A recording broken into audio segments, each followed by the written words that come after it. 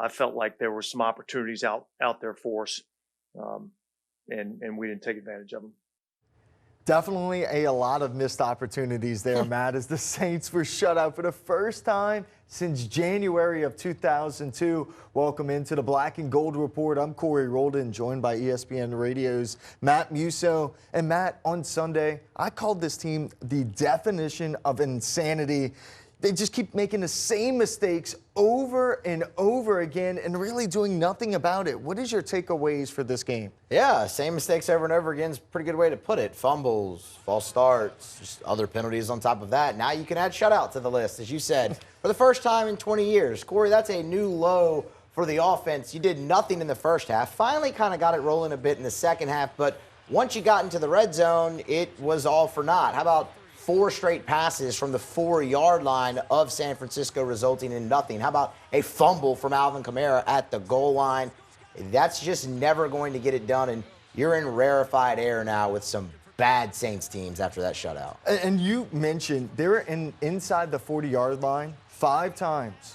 Came away with 0 points. And it was also the penalties, like right here. Watch Chris Harris, the Saints trying to only get 3 to make it a 6-point game before half. Instead, Harris has a silly penalty, late hit out of bounds, and that leads to an easy Jimmy G touchdown. And then in the second half, the Saints are showing some life with Alontae Taylor having a pick, and they go inside the 10, and it's another Chris Harris penalty. This team just keeps on making same mistakes after the same mistakes. It's penalties and turnover, and your best player, Alvin Kamara, can't have 2 fumbles and expect to win. Frustrating, especially in a game like this. You know, you start the game off, and on the first drive, you put the ball on the ground, and you know you're down 3-0 to a good team on the road, and then obviously we had another one down there in the red area where we're down there on about the 2-yard line. So yeah, that's frustrating because we have some opportunities, and you're not going to beat a good team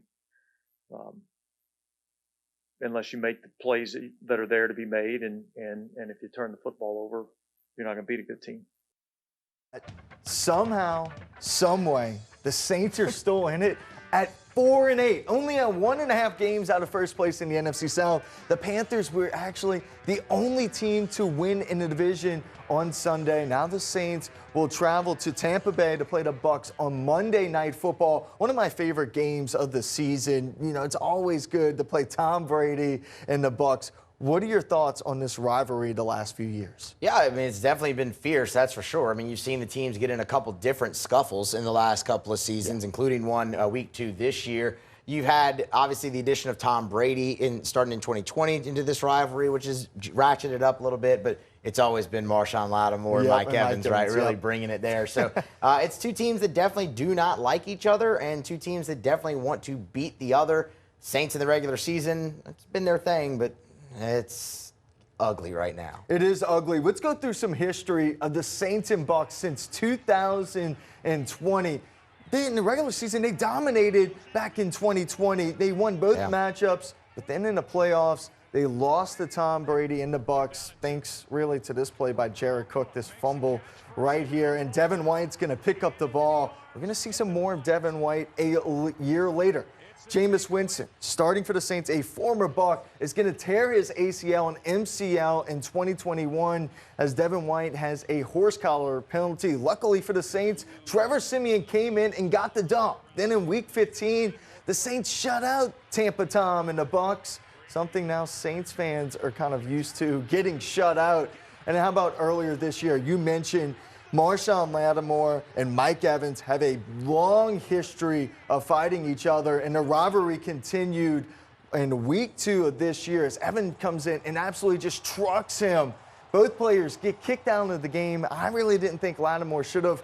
Matt, what did you think about this fight? Yeah, Lattimore shouldn't have got kicked out of the game. That's for sure. But it's okay, right? Mike Evans was just protecting Tom Brady. That's at least what he said after the game. No, you weren't. You saw Marshawn Lattimore. You saw a chance to take a cheap shot, and you did because that's who you are, Mike Evans, and you stink, and people here don't like you. And Marshawn Lattimore, no, we're going to get to that, but I'd be shocked right now if he doesn't step foot and make his return on that field for this game going up against that receiver, which he loves to shut down. I absolutely agree. And the Saints were not happy after the game in Week 2. Let's go back to their reaction. In my mind, when I saw the replay, he didn't go after anybody. Somebody came after him. What do you want him to do in that situation? Yeah, Lennon, you're talking about, not Tom. I'm saying somebody created contact, and my man had to defend himself. What I'd like to see is Marshawn not retaliate. I believe it was Leonard Fournette. I'm not 100% positive, but I believe he was the first one to, kind of push and shove Lattimore. And so, but I've been around this league long enough that usually they don't get the instigator. They usually get the responder. It's hard not to react like Marshawn does when you're getting pushed in the back, or, that's reaction. Like, you're trying to protect yourself, and, if somebody pushed, that's not tough, that's not cool, that's not whatever you want to call it. That's like, it's getting old. Now they will meet again as the Saints season is basically down the drains, but it's always good to beat Tom Brady and the Bucs. What is your biggest matchup this week? Well, it comes along the Bucs offensive line, which has just been injured time and time again. Tristan Wirfs gets carted off the field against the Browns last week. You add that on top of the injury to Ryan Jensen preseason. The Saints can get pressure on Tom Brady, and they've done very well in this matchup, getting pressure on him and also taking away throws that he is just used to making. They can get pressure on him. The Saints can stay in this game. Keep in mind, up until Sunday, this was probably the Saints' best defensive game of the year in week 2 until pick sixes and things of that nature kind of derailed it. But I like that matchup, the Saints pass rush going up against a continually wounded Tampa Bay offensive line. And on to your point, they're going to have to create turnovers. This offense is struggling. They need short fields. They need easy possessions. And if they don't do that and they don't get pressure, it's going to be a long day for the Saints because Brady's going to come out motivated after losing to a backup quarterback in the Browns. And for more on the Saints-Bucs matchup, we're going to go to our Saints writer, Chris Lunkin, with our keys to victory. Chris, what you got? Yeah, Corey. Last week, the Saints looked almost lifeless in a game that was right there for the taking. But looking to avoid another meltdown, here are my keys to victory. First, protect the ball. The most important thing for Andy Dalton and the offense to do is not waste possessions by turning the ball over. No one's expecting them to be spectacular, but at the very least, protect the ball and take what the defense gives you. Second, pressure the quarterback. The Saints did an awful job at this in their first meeting, but it's the only way to beat Tom Brady. The pass rush must get home early and often. And lastly, the star veterans must step up big time. Lately, we've seen a complete lack of leadership and passion from some of the most quality vets on this team. They have yet to get back to playing spirited football because despite how poorly this season has gone, there's still a slim chance to salvage it. Did they do that? And I believe they'll have a shot at winning. Very slim, Chris. Very slim. Now we're going to go to our score predictions. We're going to have a lone wolf with Chris. Now, Chris, I'm going to start with you. You're the only one that's picking the Saints in this one. Why is that?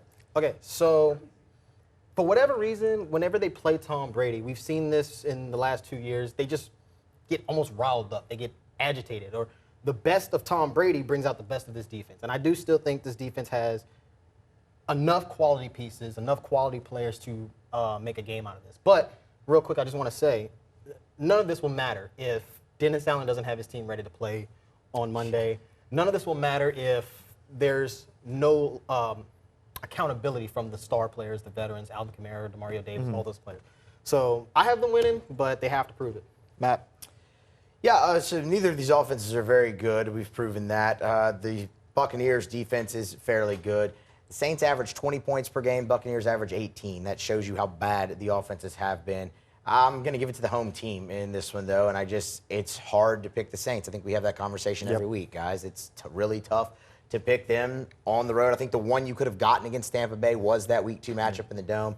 Now on the road, I'll take the home team and Tom Brady in a bounce-back spot, 20-17. I agree with you. It's just hard to pick the Saints, and I think they're going to continue to do the same thing they've done this entire season, hurt themselves. They're going to have turnovers, not create any turnovers, and have costly penalties. Have the Saints losing 24-13. Thank you guys for joining us, and this was the Black and Gold Report. Let's hope for some more positive results next week, more happier times here, and we will see you guys next week.